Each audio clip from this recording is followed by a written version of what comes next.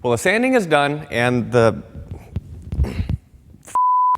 sanding is done, as you can see behind me here, and I've gotten everything shaped. I'm happy with it. I think it looks great.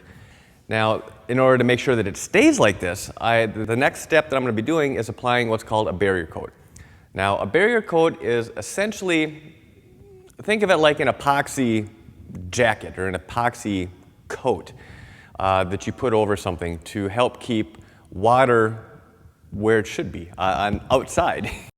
Epoxy does a much better job of doing that than, say, like your traditional resin, say like a polyester, which would be like a gel coat, or even like a vinyl ester. The barrier coat system that we're going to be using is from Pettit, and it is called their Pettit Protect.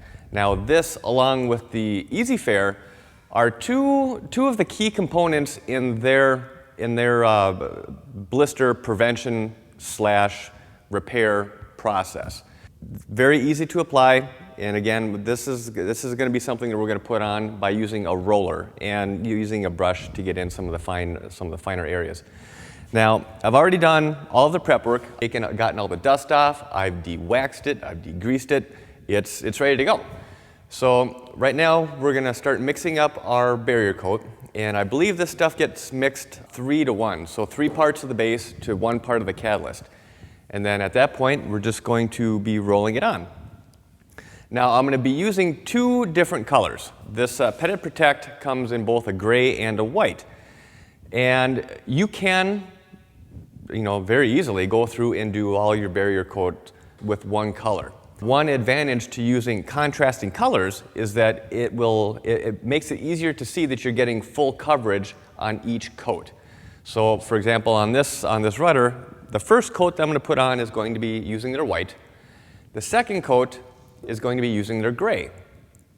So what that's going to help me see is that once the rudder is then completely gray on that second coat, I know I've gotten complete coverage. And again, the final coat, which would be number 3, is going to be done in white again. And there again, once the rudder is completely white, then I know I've gotten complete coverage with that coat. Now, Pettit Protect requires less coats than, say, traditional barrier coats.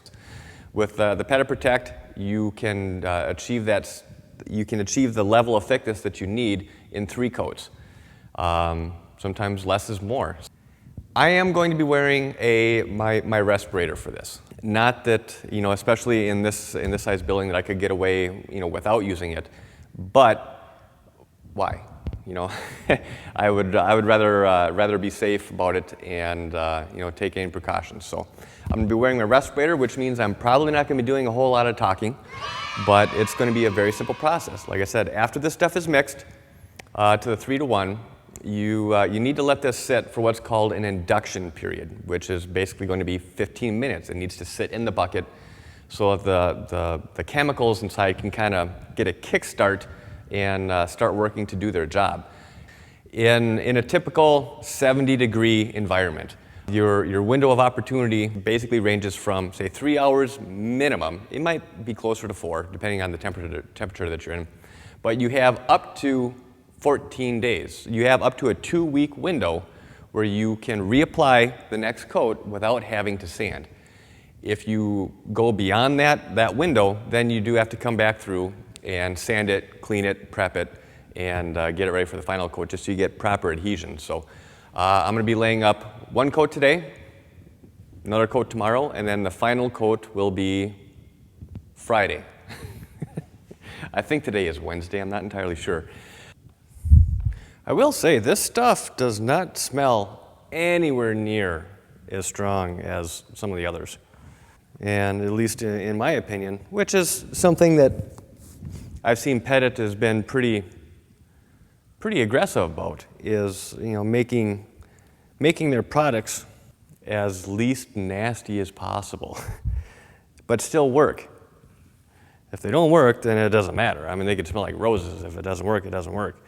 But if they can make something that works just as good or better than the stuff that really, really smells bad, hey, that's a bonus in my book. And I mean, yeah, you can definitely smell it, but it is not like burn your eyes, you know, nothing like this. I'm still going to be wearing my mask after I'm done mixing it here just to be safe, but it's really not bad at all.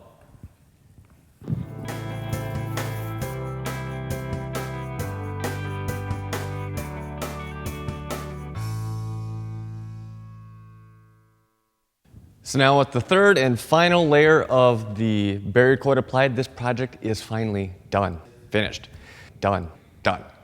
It's done. If you enjoyed the video or if you found anything in here helpful or beneficial, please remember to subscribe to this channel.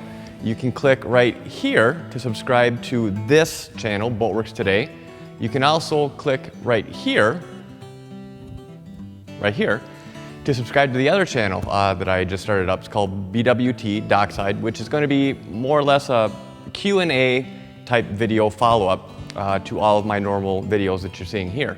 Also, you can check us out on Facebook, Twitter, and lastly, my website. I think I can fit it down here, boatworkstoday.com.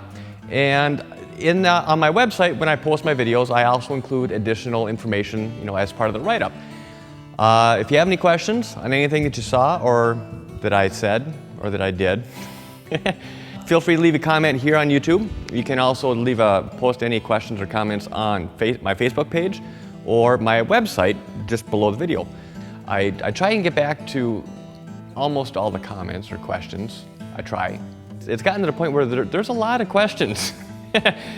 So I hope you enjoyed it, and until next time, take care, and we will see you again very soon. Thanks for watching. This has been a Boatworks Today production.